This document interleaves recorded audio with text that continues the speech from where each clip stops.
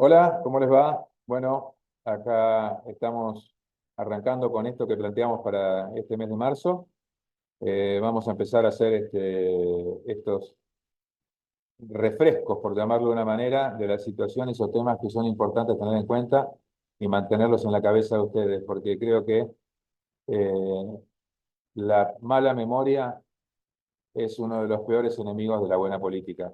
Así que espero que les sean útiles y que los tengan en cuenta y que siempre veamos la parte positiva de todo y no la paja en el ojo ajeno.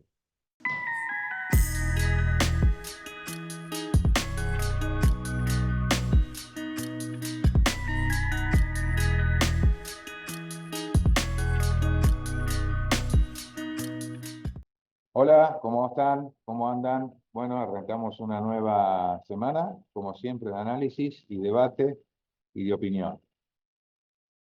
Creo que uno de los temas más importantes y que están un poco relacionados de esta semana, a mi criterio, son qué es lo que va a pasar con la famosa agenda woke y la asunción de Donald Trump, ¿no?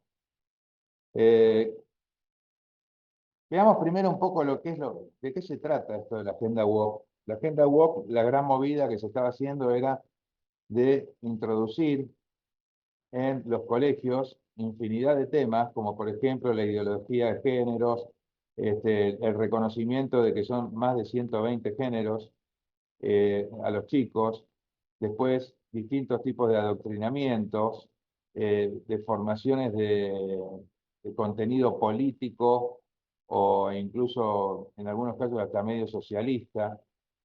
Eh, o sea, toda una serie de medidas o cosas, la famosa agenda woke, que viene básicamente a ser resumida en algo que es lo que nosotros podemos llamar el adoctrinamiento más total y absoluto.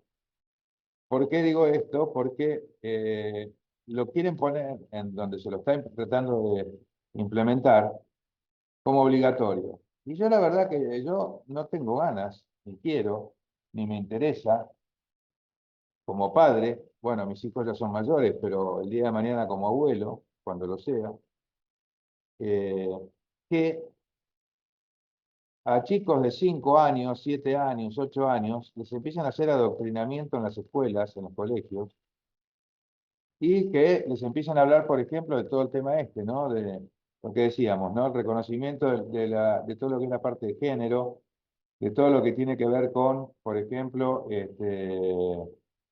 todo lo que tiene que ver con, podríamos decir, lo que es temas de tipo político, eh, adoctrinado, por llamarlo de una manera, eh, y que, a ver, es como que por qué lo digo así? Porque me hace mucho ruido, ¿no? Que empiecen a los chicos ya a darles una versión de determinadas cosas dentro de la agenda woke y en un momento y en una edad en que los chicos son como esponjas, ¿no? Todo lo que se les dice, todo lo que reciben, se les mete y después aparecen esos casos de chicos que salen a defender situaciones que no tienen la más mínima idea, que no las han vivido, que no las han conocido, que quizá no le dieron oportunidad a sus padres para que sus padres los traten de orientar. Yo no digo que los padres adoctrinen a sus hijos, pero creo que los padres tienen la obligación y el derecho de educar a sus hijos como ellos consideran lo más sano. Después sus hijos decidirán. ¿Por qué? Porque son personas, son independientes, y así que se va a dar como muchos casos o muchas familias que de golpe están los padres que tienen una ideología, un hijo otra, otro hijo otra, y se respetan. ¿Por qué? Porque cada uno se va formando, pero a partir del momento de madurez. La contracara de esto es que se empezó la tendencia a ir en contra de esta obligación, como que en muchos países ya se la está tratando, se la está empezando a eliminar de la obligatoriedad de los colegios. Y es muy importante lo que dijo, por ejemplo, Donald Trump. Donald Trump dijo que él piensa eliminar todo este tipo de cosas de la agenda woke, que no le interesa eh, que no le interesa, digamos, que a los chicos, digamos, se los eh, arme o forme, sino que lo que a él le interesa es que a los chicos se los eduque. Entonces ya lo dijo bien claro Donald Trump, que en Estados Unidos él va a ir en contra de que sea obligatoria la agenda woke en los colegios. También dijo Trump algo importante vinculado a las escuelas y que tiene que ver, él dijo que el mundo moderno tiene que estar poblado por gente que se capacita en serio. Una de las cosas que dijo es que cuando él asuma, estaría asumiendo hoy, que cuando él asuma, una de las cosas que iba a ser retirar todo soporte económico a todas aquellas escuelas públicas o colegios o digamos, o institutos de educación, en los cuales los alumnos no puedan acreditar que realmente están aprendiendo. ¿Por qué? Porque él dice que no quiere tener los famosos estudiantes crónicos, así como los tenemos nosotros muchas veces en las universidades. Yo he hablado del tema cuando dije que la universidad, ¿por qué pensaba que debería ser arancelada y por qué incluso arancelada con los extranjeros, con un sistema de becas para los que estudian muy bien, y meterle un arancel a todo aquel que no cumpla medianamente, por ejemplo, en tiempo y forma, un 60% del plan de estudios, ¿no? O sea, un alumno que está hace 8 años en la carrera y tiene aprobado hasta segundo año, ese tipo no tenemos por qué estar bancándolo nosotros, que esté adentro de la facultad, que diga que es estudiante y lo más probable es que se dedique a militar, ¿no? A ser militante político y no a realmente querer aprender una carrera. Bueno, el concepto que dijo Donald Trump más o menos es en esa línea, diciendo que a los chicos se les tome un examen para de esa manera poder justificar que esa escuela está haciendo bien las cosas. Y un examen además en los cuales no haya más adoctrinamiento ni nada que tienda a lavarle el cerebro a los chicos, meterles ideas a la fuerza de cosas o situaciones que posiblemente si él no lo escuchara ahí, el día de mañana lo podría elegir o no lo podría elegir. Eh, básicamente el tema de respetar la libertad de elección y de la madurez de que ese chico va a tener cuando tenga la edad suficiente para recibir esa información. Entonces, esa información que recibe, que le quema la cabeza, obviamente eso es lo que se quiere eliminar. Y que en cambio se le tome examen para ver si el aprendizaje que se le da para formarlo como persona, para que pueda salir a enfrentar el mundo, sea adecuado y correcto.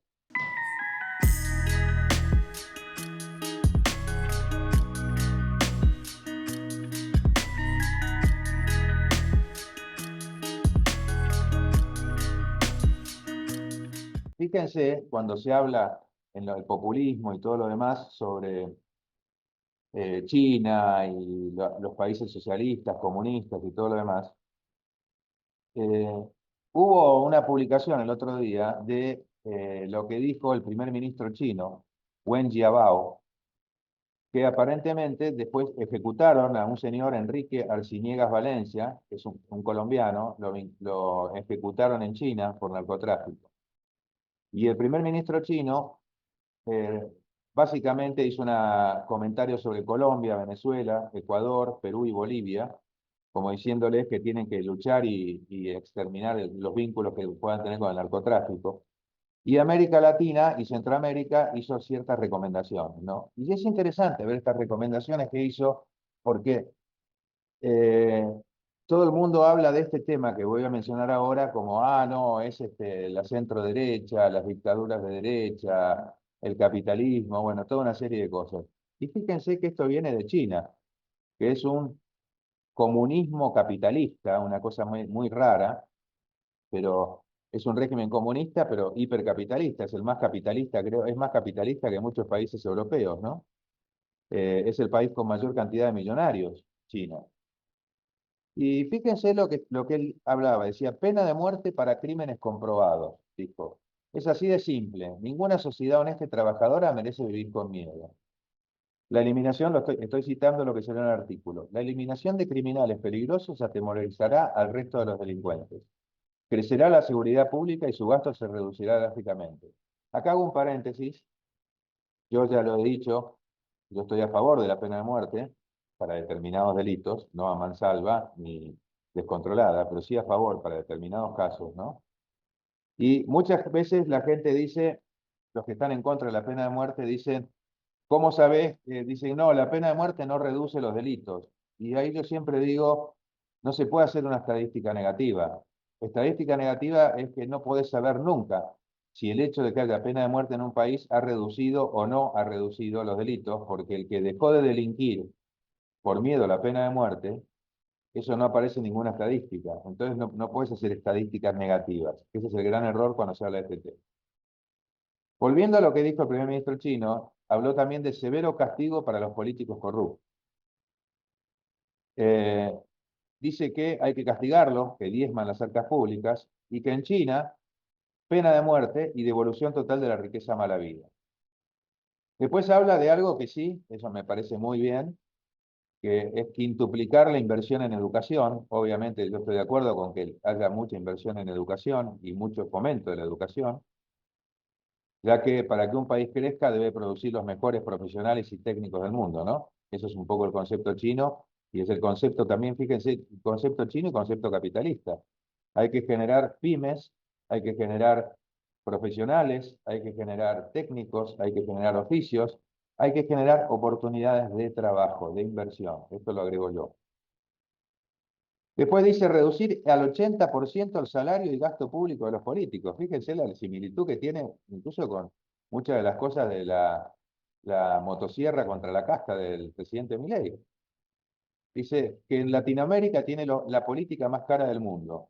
Dice, y dice el primer ministro, un político debe entender que es un funcionario público obligado a entregar su trabajo y beneficio y conocimiento en beneficio de su país, y no es un rey. Y yo a esto le agrego que un funcionario público también tiene que ser consciente de que su sueldo lo pagan todos los argentinos y que el hecho de ser funcionario público no te da prerrogativas, te da obligaciones. A vos te dieron una confianza para que vos trabajes en beneficio del pueblo y de tu país y vos tenés que honrar eso. Por eso cuando se habla del honorable Congreso de la Nación, ¿no? Porque antes incluso hace muchos años, incluso ni cobraban. Entonces, ahí es donde yo digo que es fundamental ser consciente de eso, independientemente de que yo creo que los funcionarios tienen que estar bien pagos. Cuando digo bien pagos, tienen que tener un buen sueldo que les permita vivir con dignidad para que les justifique irse de la actividad privada a la actividad pública. Y que pase, por ejemplo, como en España, que los funcionarios públicos están muy bien remunerados y cuando salen de la actividad privada tienen un prestigio importante. ¿Por qué? Porque justamente son gente que hubiera estado en la actividad privada y le hubiera ido bárbaro y dedicaron por vocación sus servicios a ayudar a la población, ¿no? A la gente.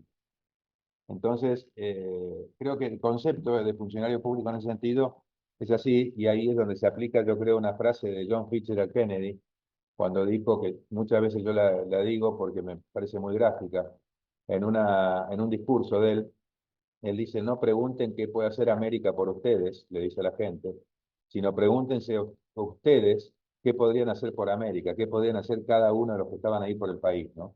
Creo que ese es el concepto. Después, volviendo al primer ministro chino, dice que el desarrollo cultural, invertir y cambiando la cultura del pueblo es fundamental.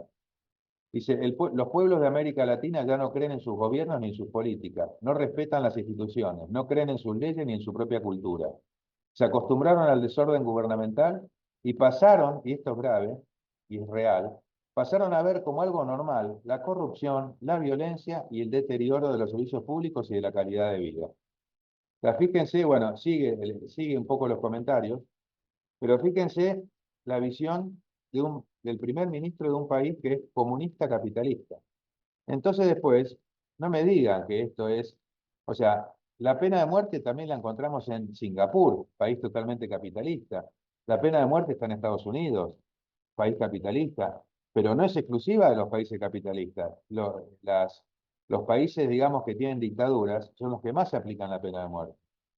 Pero acá está planteada la pena de muerte para determinados tipos de delitos Yo creo que la pena de muerte debería ser, por ejemplo, para los delitos de homicidios múltiples, determinados casos de violaciones, temas vinculados a delitos graves vinculados al narcotráfico. Bueno, podríamos discutirlo horas, el alcance que tendrían en la pena de muerte, ¿no?